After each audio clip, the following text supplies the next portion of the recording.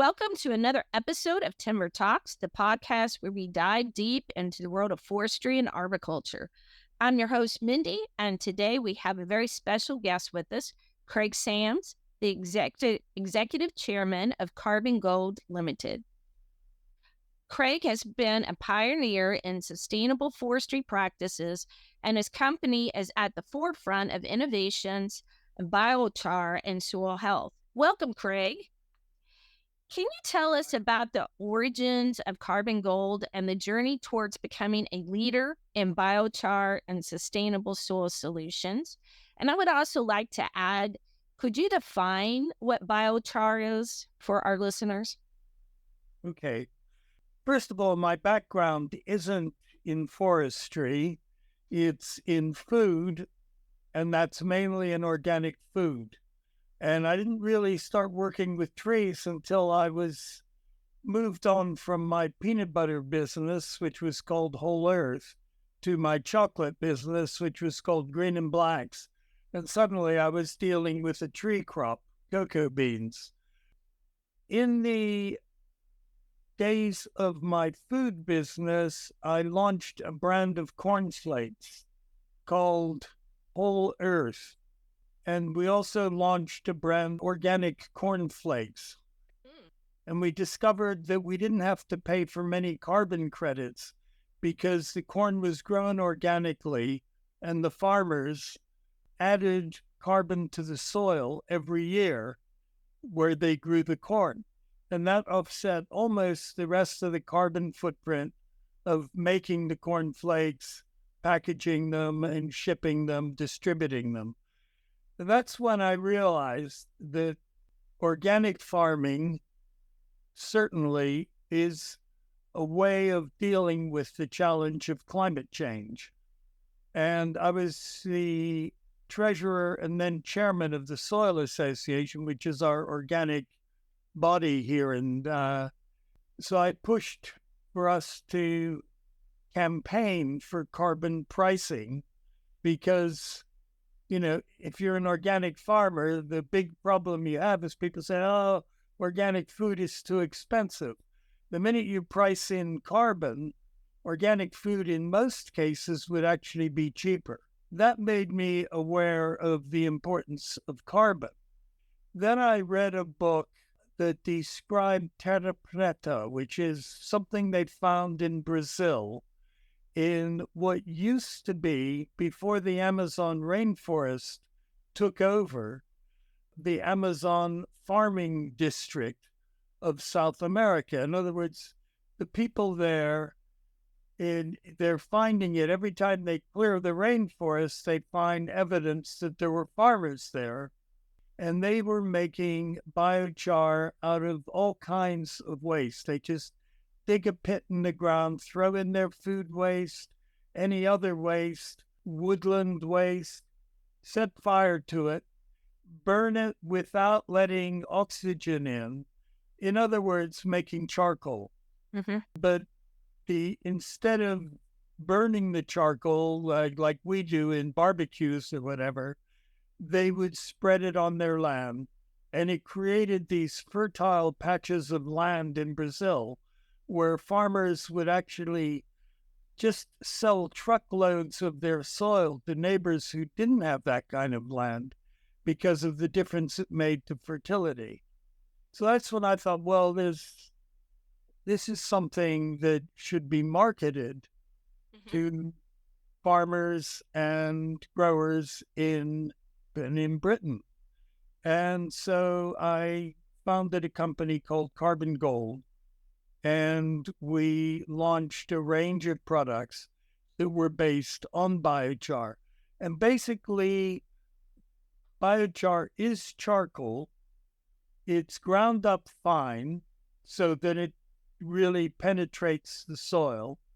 And once it's in the soil, it has various benefits. The main one is it supports the mycorrhizal network in the soil. This is the microbiome of the soil, all the little fungi and bacteria that make for healthy soil. It also retains water. It helps to reduce the runoff of water, which often, when you have runoff of water, you have runoff of the soil nutrients as well, which you don't want to lose. And to support that, it has something called cation exchange capacity. So the biochar itself has lots of positive and negative points on it that stick to nitrates and phosphorus and other soil nutrients so that they don't wash away when it rains. So when you put it in the soil, you're building up that mycorrhizal community, which ultimately fungi are not immortal, bacteria are not immortal. When they die, their bodies, their cells become carbon as well. They break. So you build up soil organic matter more rapidly if you have biochar in the soil. So you're building up long-term fertility at the same time as you're hanging on to the soil nutrients and to moisture. So that's the difference between biochar and the charcoal that you might barbecue your sausages with. Okay. Well, in the US, we've been playing around with the carbon credits and stuff like that, but that really hasn't. I know Europe with the ESG is, they have goals and stuff established, but in the US, we typically slow at adopting some new ideas as far as agriculture or forestry goes. How has the forestry industry evolved over the years in terms of sustainability and environmental impact? Both up and down are the answers. One of the things that's happening in Europe at the end of this year is what's called the EUDR, which is the EU regulation on deforestation-free products. So there's going to start to be more control over food produced in the EU and imported into the EU to make sure that there's no deforestation associated with it. I found that a chocolate business, and the farmers use biochar, they make their own, but an awful lot of cacao comes from deforested land. And because the stuff we use is organic, the trees have shade trees to keep them healthy. But modern, sort of technically, chemically advanced cacao production uses chemical sprays to fight fungal diseases like black pod.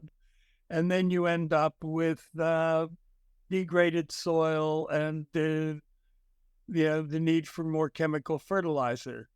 The Forestry Stewardship Council and something called PEFC, Program for the Endorsement of Forest Certification, are both rising up the agenda. In Britain, we have the UK Woodland Assurance Standard as well. The Soil Association, which I used to be chairman of, and I'm still on the board of the certification part. It's a charity, but it has a certification business. Now certifies woodland to that standard and is rapidly expanding its role in certifying sustainable woodland and forestry and the associated products. And I think that's the future. And the more that there is legal requirement that deforestation doesn't happen, the more it's not going to happen. On the other hand, we still in Britain import huge shiploads of wood chip from Louisiana that comes from forests in Arkansas that are planted, harvested, turned into wood chip, shipped to Britain, wood pellets, I should say, shipped to Britain and burned in a power station called Drax up in Yorkshire, where all the carbon that those trees have sequestered over the previous 30 years ends up back in the atmosphere in a couple of days to generate electricity.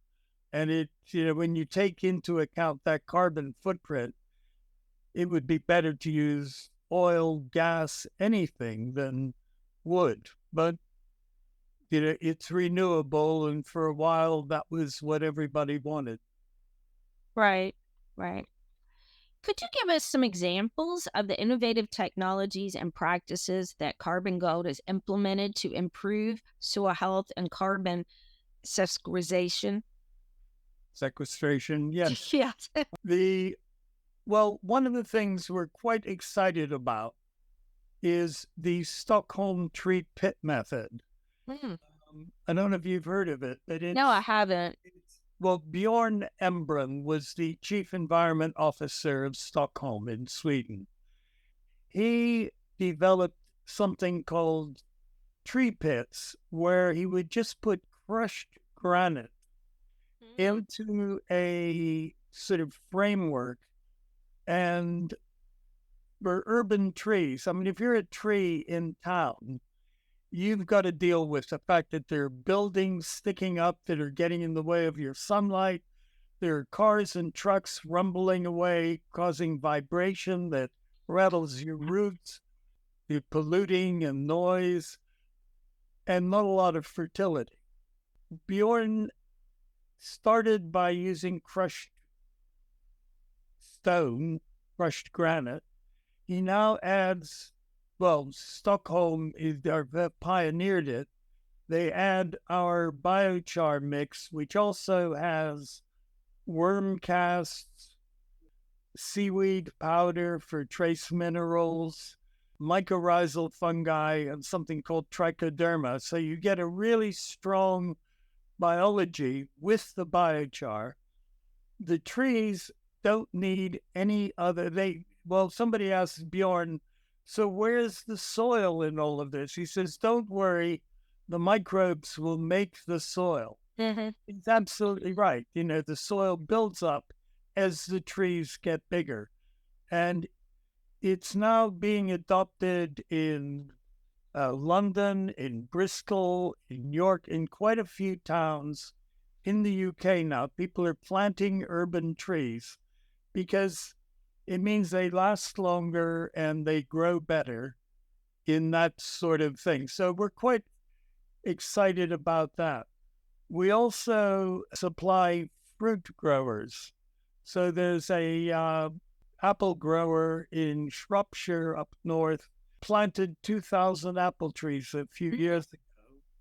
He expected, normally 10 to 15% don't quite make it. The only apple tree of those 2,000 that didn't make it was the one that he accidentally ran over with his tractor. But otherwise, they all established. They started fruiting earlier than he Mm. expected. We cocoa farmers that we work with in Belize, we gave them a couple of kilns so they could make their own biochar, and they now use it on cocoa production.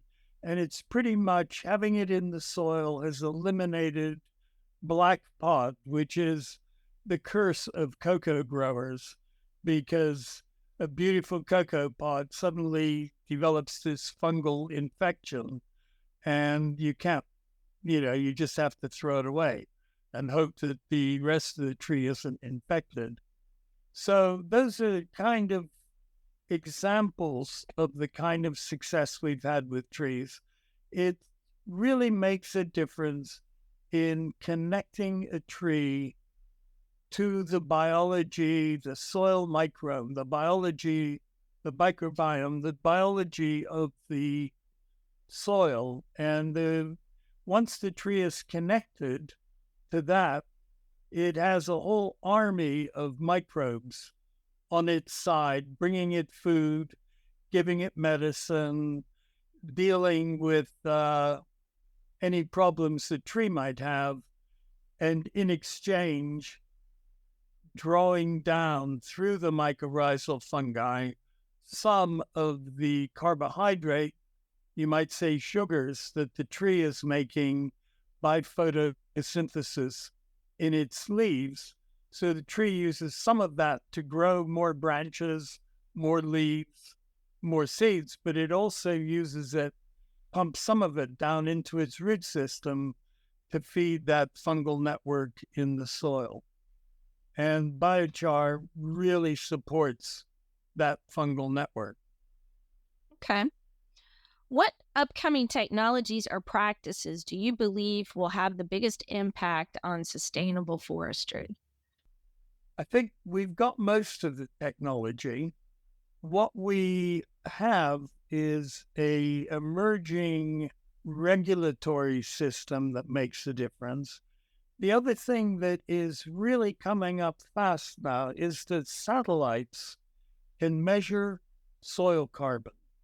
Mm. What you still validate it by doing sampling in the traditional way, Mhm. but you can then say, okay, when the satellite measures this, it's 90% of the true figure, or it over is the true figure, but you then calibrate it so that you get an exact figure.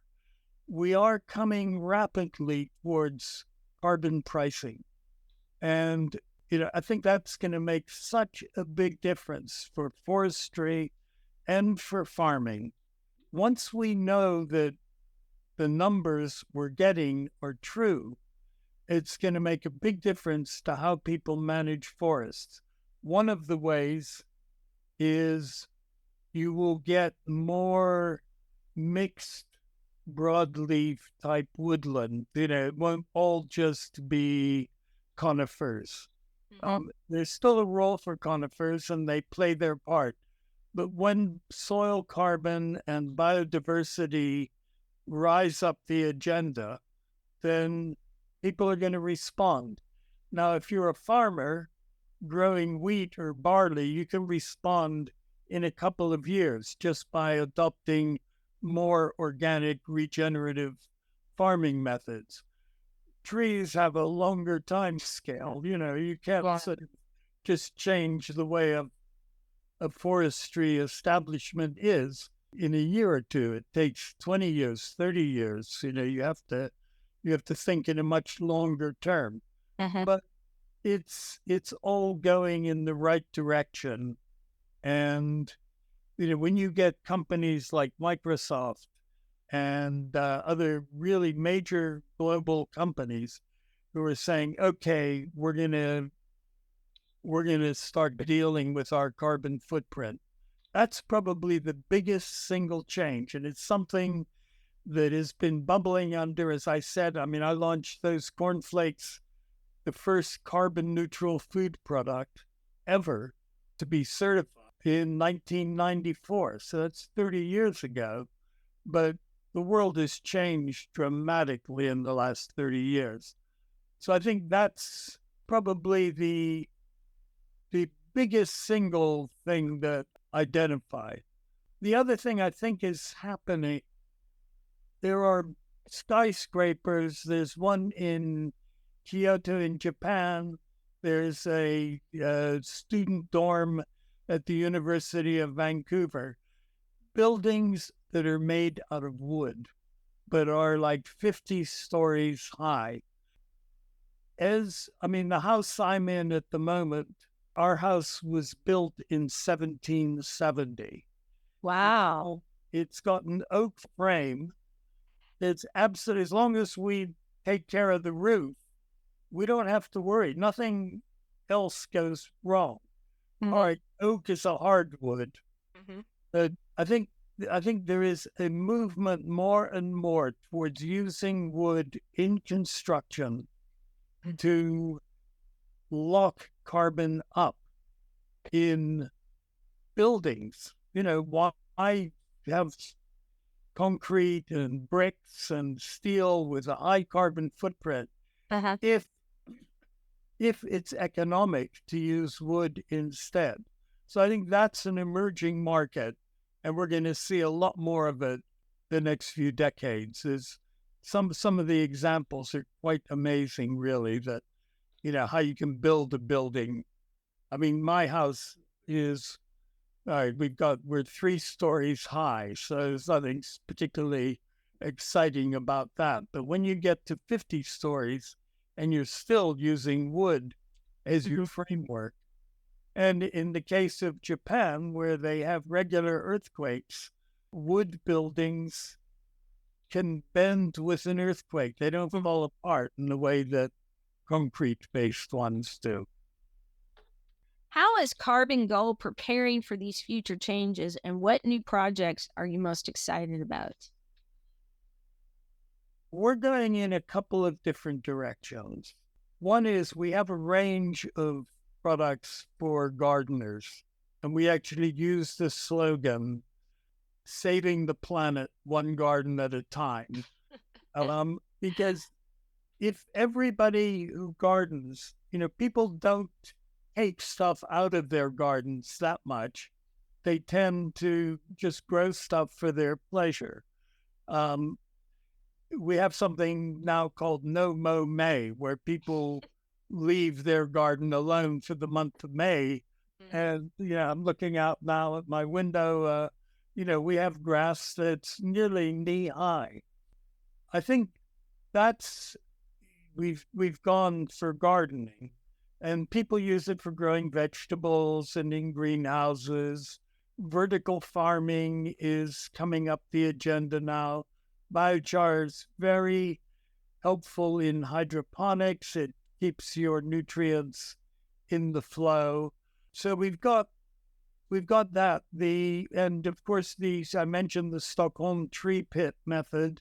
That's really taking off now because it's when you're planting trees, you're thinking 30, 40, 50 years ahead. So you want trees that are going to still be trouble free in 30 or 40 or 50 years.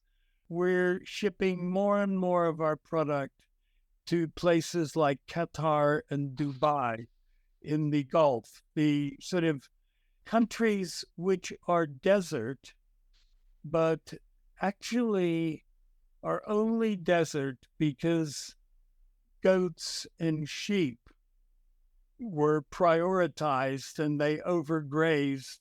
And then gradually the vegetation died away, the soil lost its fertility. And the quickest way to rebuild that fertility is to get biochar, or particularly enriched biochar, which is what we make at Carbon Gold. And the COP28, the last climate conference, I was a speaker there, and they had an urban farm, an example of sustainable carbon sequestering farm. And they had our biochar product throughout it in the soil, and it makes a big difference. So I think that's another area where we see a lot of growth in the Middle East and anywhere where soil needs remediation. Funnily enough, biochar also ends up in asphalt. Mm. Uh, it's especially with electric cars, you get more potholes, like holes in asphalt roads that Mhm. people swerve to avoid, and then they run into an oncoming car.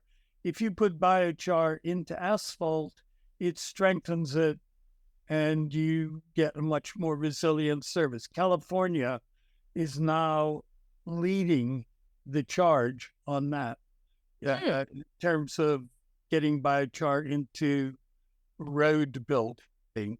It also goes into concrete, and I mentioned in buildings, but really the areas where we're seeing the most growth is gardening, because people want it in their own gardens because it makes a difference. Vegetable growers, they're seeing the commercial benefits. They can use less manure or compost or fertilizer if they have biochar in the soil. And there is we're working with some people who are going to be at it's in Lincoln, Nebraska in September, and it's a Great Plains Biochar Conference. Oh. It's the first one, but they're in the Nebraska state. I was born in Nebraska. Oh. I'm quite proud about this development. But the Great Plains Biochar Conference, the Nebraska Forestry Service participating and supporting it because the prairies that, well, as I said, I was born in Nebraska. Mm-hmm. My great grandfather plowed prairie that had 250 tons of carbon per hectare. What's that? About 100 tons per acre. By the time I was born, that was down to 10. Wow. Most of it ended up in the atmosphere, but then the soil structure broke down Uh-huh. because that happened. And in 1927, it rained and the soil just gave way. And you had flooding down in Missouri and Arkansas, where all that farmland from places like Nebraska and South Dakota and Iowa just washed away.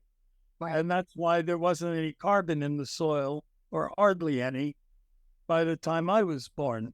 You may have heard of Muddy Waters. Well, he was named after a song called Muddy Waters, and there was a whole slew of blues songs from all those farmers who got 40 acres and a mule when they were freed from slavery after the Civil War, and they got washed out. All right, they ended up in Detroit or Chicago working in car factories, but it wasn't what they had expected. So there's plenty of room to rebuild those rich prairie soils. The Pawnee used to use biochar. The tribes, the Pawnee in Nebraska, would create biochar out of prairie grass. Uh-huh. The following year, the buffalo would all graze in that area, and the Pawnee had created drive lines. They could, even though they didn't have horses or guns, they could stampede the buffalo down the drive lines because they were all congregated there, and they would chase them off the edge of a cliff. And down below, the teepee makers, the clothing makers, and the food processors, the butchers, Uh-huh. are all there. So the biochar had a use in North America historically, as well as in the Amazon.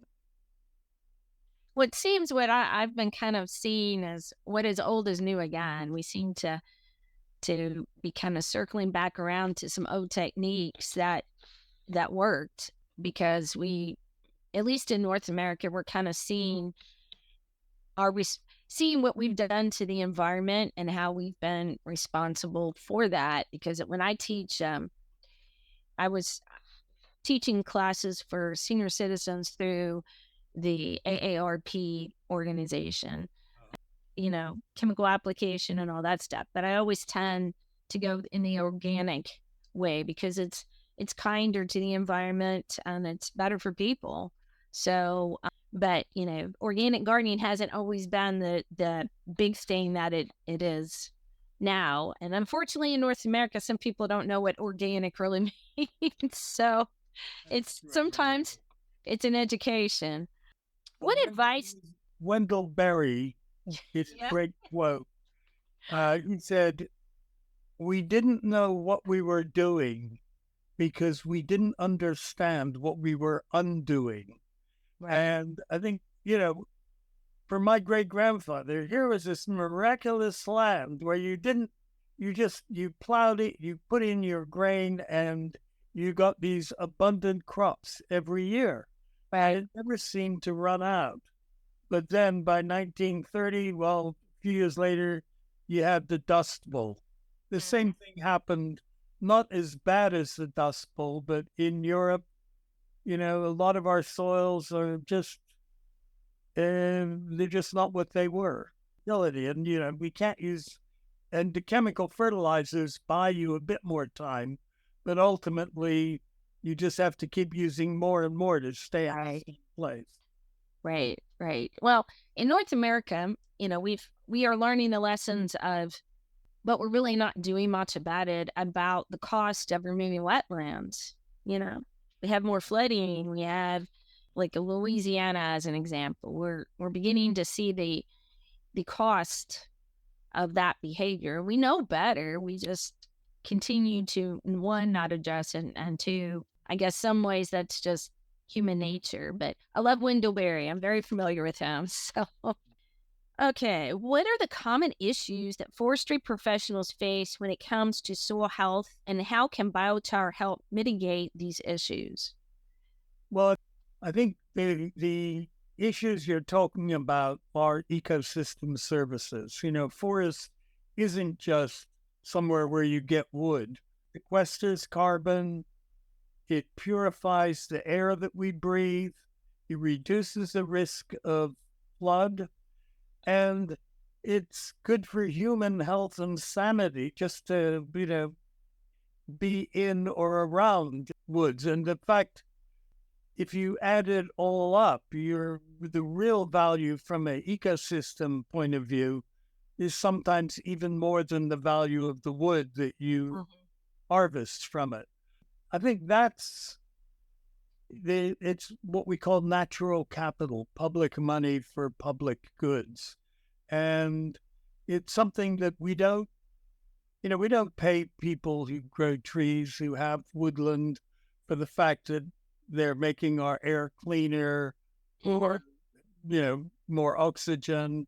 We don't pay them. Well, we have a group here. I have 20 acres of woodland. My neighbors are quite small, most of them 40 acres, a few farmers.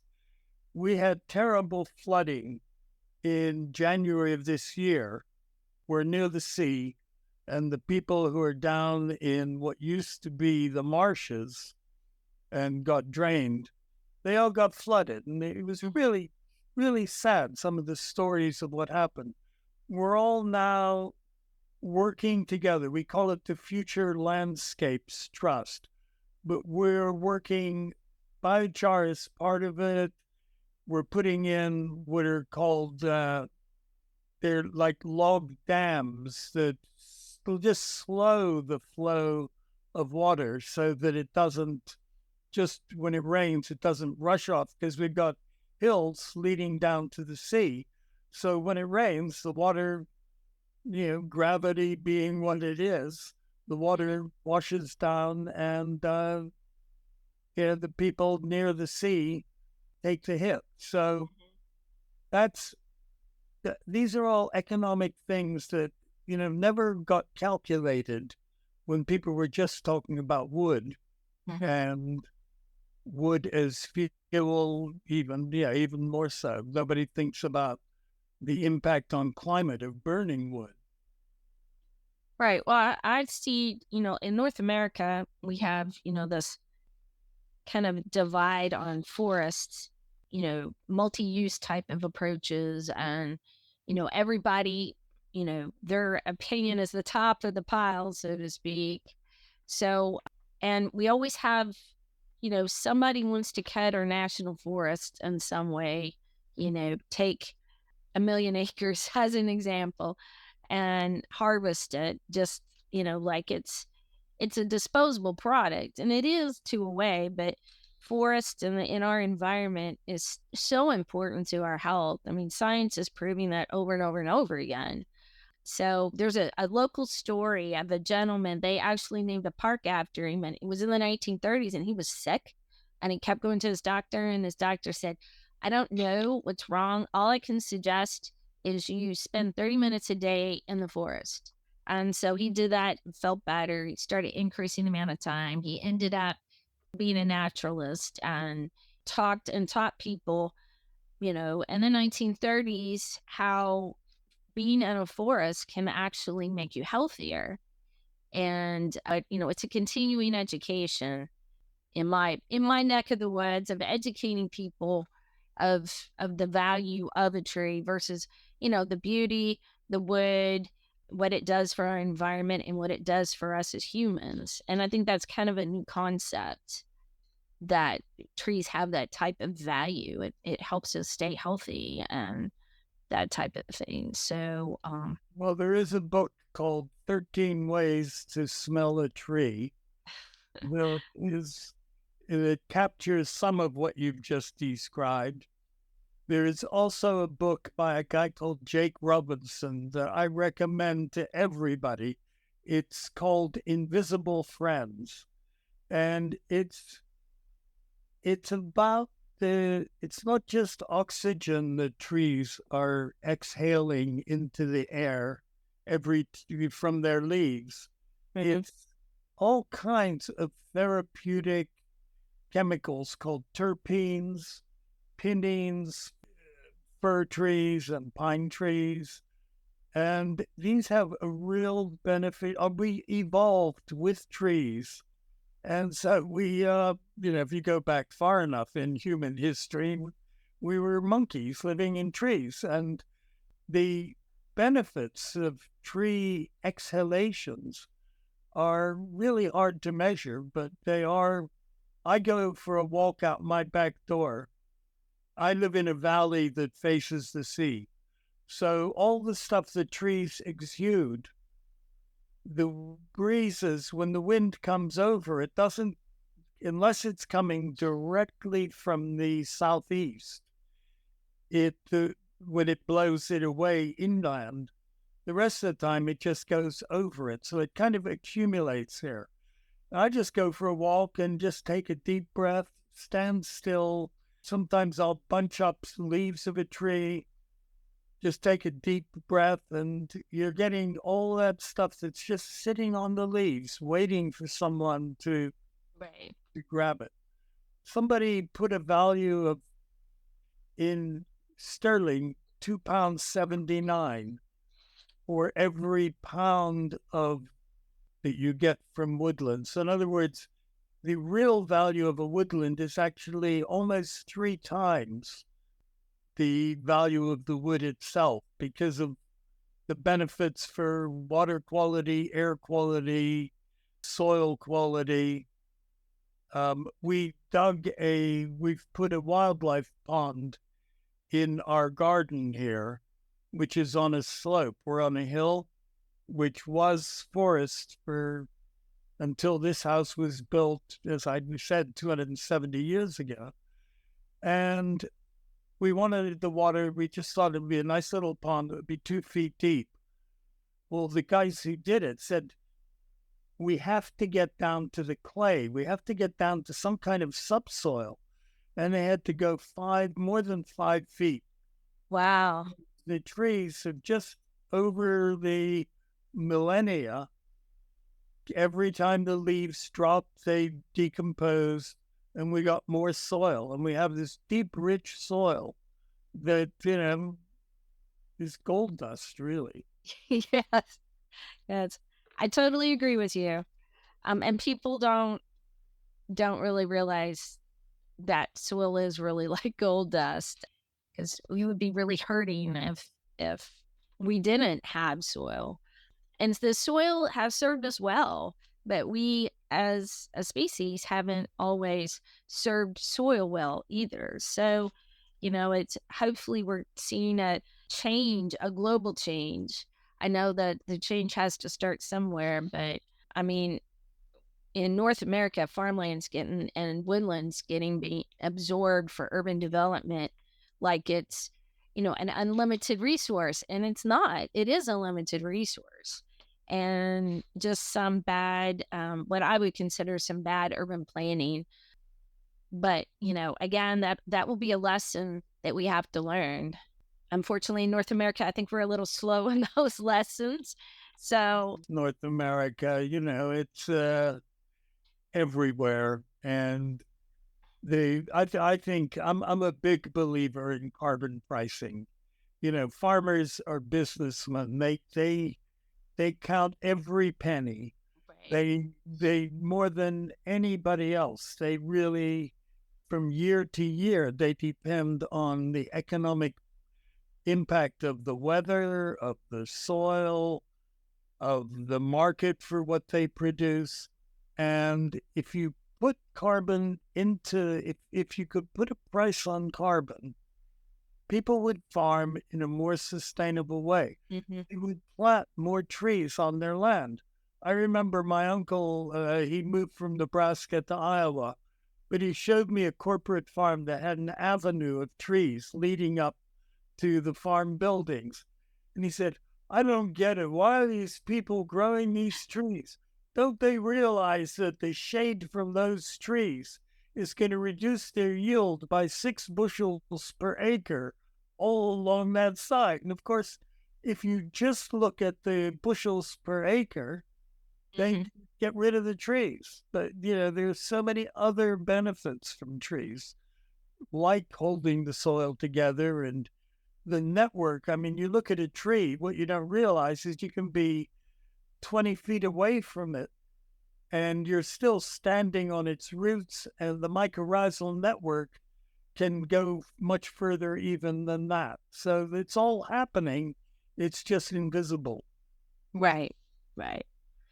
What best practices should professionals follow to maximize the benefits of biochar and other sustainable technologies in their day to day operations? I think on the biochar, it's good to put it in the ground when you plant trees. Um, It also works with trees that aren't well. So there are a lot of examples. We work with a company here called Apex Soil Solutions, and they have a device called the Geo Injector, which is going to be rolled out in the US next year. Mm. It's a device that it's like a tube that goes into the ground. There's a compressor at the back, and it blows air sideways into the soil, so it decompacts the soil. When you put biochar in with the mix that we have with the mycorrhizae and the worm casts, etc., that goes into the soil as well. We have a mulberry tree in our garden that has been there for a couple of 100 years, and it's a huge tree, and it started getting little black spots on the leaves. We gave it the treatment with the geo injector, and I'm looking at it now, and it's absolutely the first year after it was treated, there were just a few spots still on the leaves. Mhm. Last year, it was almost perfect. This year, so far, touch wood, it's really doing well. And so I think there are ways of making existing trees healthy, and there are ways of making trees of the future healthy by putting biochar in the ground before you plant them. Then the roots get away, they connect to the soil microbiome, and you're on a roll. They're away. Do you see? I did a couple of projects for NASA where I grew tomato seeds. I grew tomatoes from seeds that went up into the International Space Station. I did the same with basil. And I know they took soil samples of the soil on Mars and mimicked the soil here on Earth, what would grow. And everything that they planted, vegetables, herbs, trees, etc., grew in this mimicking of Martian soil. Do you see way in the future biochar being a component of us growing food on other planets, that type of thing, using the same technology? Because I would, biochar is probably a lightweight product, would probably be lighter than soil. Have you been reading my mail? No, no, no, no, no. I I'm always have, curious. I have a meeting on this coming Tuesday, the 16th of July, with a company called Vertical Futures Oh, who do vertical farming. They are also working with the International Space Station on developing resilient growing systems mhm. for that. I'm not sure we should mess around with the climate on Mars or the moon, but yes, I think forgetting about them, we've done enough to our landscape that needs remediation. There's plenty of work getting our planet back into good soil health before we go into outer space. But it's just interesting because people are looking at that and looking at the role that biochar can play in that. Right. I've written 3 books that have to do with herbs, and seeds will travel. That's what I tell people. Seeds will travel, and if we can't take every medicine with us, but that is an option to grow our own medicine, so to speak. But to be able to do that, we're going to need some things, and I'm not an advocate of sending synthetic fertilizer to Mars. But I was just curious because I know that's kind of one of the limiting factors of growing our own food wherever we go, Mars or the moon or whatever. If that was something that was in the pipeline or an idea you had thought of or so. Well, that brings us to the end of the episode of Timber Talks. Craig, thank you so much for joining us today and sharing your insights on sustainable forestry practices and the future of the industry. It's been a fascinating discussion. And to our listeners, thank you for tuning in. If you enjoy this episode, please subscribe, leave a review, and share it with your colleagues. Stay tuned for more episodes at Timber Talks, where we continue to explore the latest in forestry and arboriculture. Until next time, take care and keep innovating.